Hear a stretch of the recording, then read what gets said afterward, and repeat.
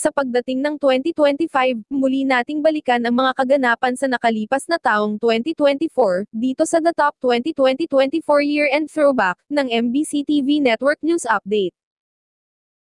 Good news mga ka-happy hour! Yuel Reyes at Karen Uyong, nag-first time sa tandem sa MBC TV Network News, Edniel Parosa at Pamela Adriano, magpapaalam na. Simula ngayong araw, May 6, magpapalit sa pwesto sa noontime news program na MBC TV Network News na sina Yuel Reyes at Karen Uyong, habang magpapaalam ang mga orihinal na anchors na sina Edniel Parosa at Pamela Adriano. Pasadong alauna ng hapon, nag-first time sa tandem sina Yuel at Karen, habang sina Edniel at Pamela ay pansamantalang magpapahinga sa kanilang news program tuwing tanghali. Sa huling magkakasama nina Edniel at Pamela sa MBC TV Network News noong April 30, inanunsyo ang mga bagong anchors na sina Yuel at Karen sa May 6.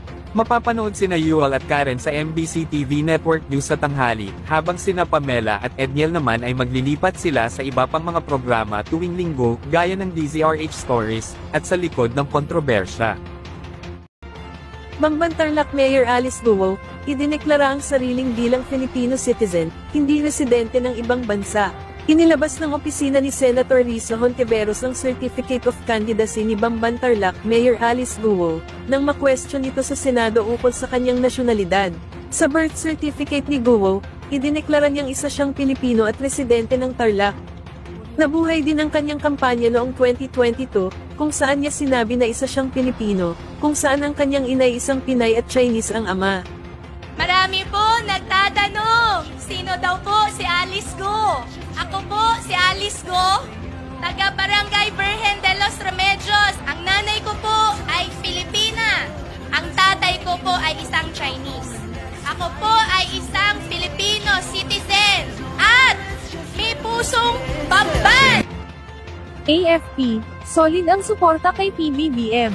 Nangako ang Armed Forces of the Philippines na nananatiling buo at matibay ang suporta nito sa Constitution at Chain of Command, kasunod ng panawagan ng pagpapatalsik laban kay Pangulong Ferdinand Marcos Jr. Ito, nag-start na rin ito, sir, no? Start mula nung January, sir, as we had our command conference. The President already gave the Armed Forces of the Philippines the tall order that the Filipinos will not yield and we will not surrender even a square inch of land, even a millimeter, ang sabi nga, sir. So from then on, sir, nakapaghanda na po tayo, sir, ng contingency plans in place nga po in any eventuality. So we have the comprehensive, comprehensive archipelagic concept. Yan, sir, kasama po yan dun sa mga paghahanda natin. And of course, andyan din po ang ating modernization program.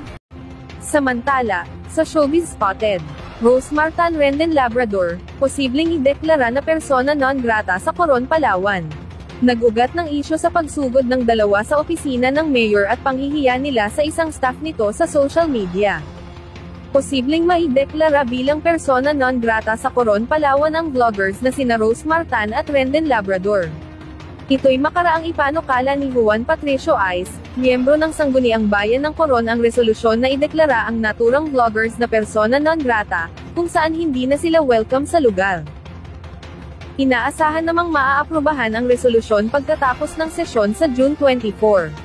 Nag-ugat ito sa panghihiya nila sa isang staff ng mayor ng Coron, nang i-bash sila nito dahil sa akusasyong pinaasa lang umano nila ang mga taga-Coron sa kanilang charity, pero wala namang nakuhang tulong. Is live and kicking at binabati kayo. Mga kababayan ko, kumusta pa yung lahat? Ako po yung matanda. At hindi natin maiwasan yung balita na ngayon nagkasakit. Wala naman akong sakit. At feeling ko, hindi naman ako mamatay ngayon kagad. Nandito ako sa bahay. Ito si Bong. Ako retired na. Dito lang ako nagre-relax. At magbabati sa inyo ng magandang araw. Pinasinungalingan ni Go ang mga kumakalat na ulat sa TikTok na patay na si Duterte. Sabi ni Go sa kanyang Facebook Live kahapon, sa kanyang sariling paraan, tututukan niya ang kalusugan ng dating Pangulo dahil ito raw ang kanyang commitment kay Duterte. Samantala, sa Showbiz Spotted, dating miyembro ng One Direction na si Liam Payne pumanaw na. Pumanaw na ang pop singer-songwriter at dating miyembro ng One Direction na si Liam Payne matapos mahulog sa isang hotel sa Buenos Aires, Argentina, at siya ay 31 taong gulang. Ayon sa ulat ng lokal na pahayagang La Nacion nitong Miyerkules, natagpuan ng British musician na wala ng buhay matapos mahulog mula sa ikatlong palapag ng hotel. Tinawag ang mga awtoridad sa hotel sa Palermo District, Argentina, matapos makatanggap ng emergency call ukol umano sa isang agresibong lalaki na posibleng nasa impluwensya ng droga at alak. Si Payne ay unang sumikat noong 2010 bilang bahagi ng grupong One Direction kasama sina Harry Styles, Louis Tomlinson, Niall Horan, at Zayn Malik. Kilala ang grupo sa mga hit songs gaya ng What Makes You Beautiful at Story of My Life.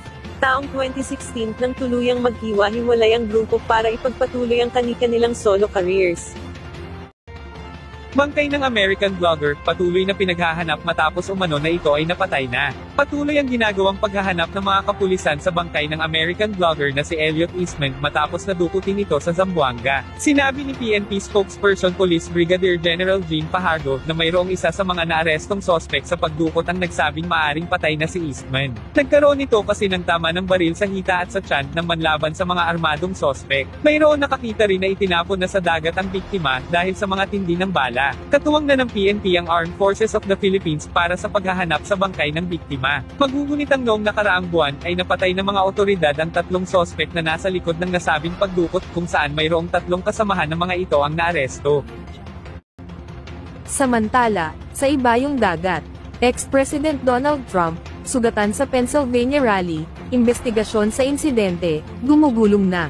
Sa gitna ng kanyang campaign rally sa Pennsylvania, nakarinig ng mga putok ng baril si US presidential candidate Donald Trump, at kanyang mga taga-suporta.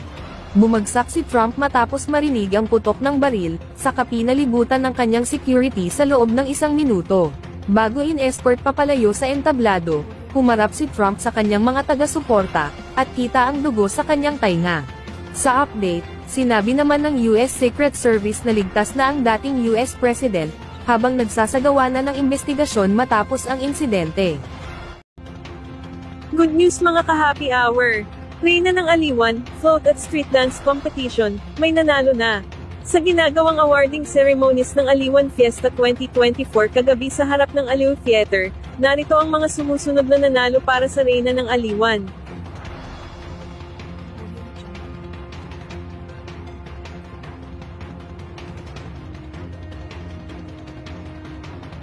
Narito ang mga sumusunod na nanalo para sa float competition.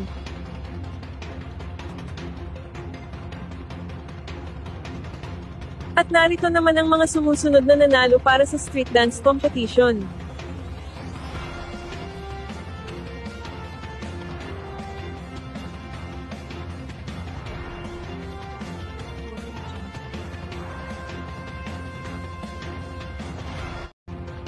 Samantala, isang Bicolana ang napiling aawit ng Lupang Hinirang sa SONA 2024 ni PBBM sa Lunes.